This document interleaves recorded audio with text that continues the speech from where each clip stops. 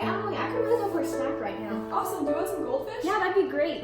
There you go. Ew, that's disgusting. Ignaz Semmelweis was born on July 1st, 1818. He was a German-Hungarian physician who discovered the cause of puerperal fever and introduced antisepsis into medical practice. Semmelweis received education from the University of Pest and then obtained his doctor's degree from the University of Vienna in 1844. He then was appointed assistant at the obstetric clinic in Vienna. He soon became involved in the problem of puerperal infection, the scourge of maternity hospitals throughout Europe.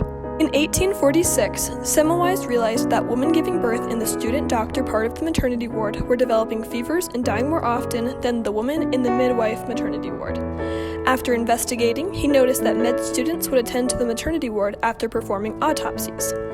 From this observation, Semmelweis brought up the possibility that cadaverous particles were left on the hands of the students, and they transferred them to the mothers because they didn't wash their hands or wear gloves while assisting in births.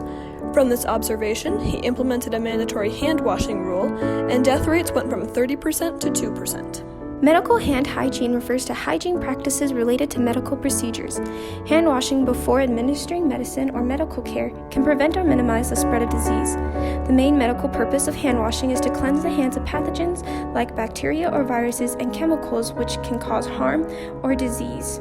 There are 5 steps in hand washing. 1. Hand wash for the correct amount of time.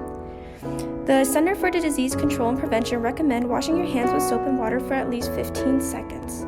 2. Wash thoroughly. As a healthcare worker, you shouldn't rush washing your hands. Remember to wash thoroughly. Rub in between fingers, underneath fingernails, and halfway up the forearm. Make sure the water you're washing with is warm. Heat kills germs. 3. Dry hands completely. After you wash your hands, make sure to thoroughly dry them.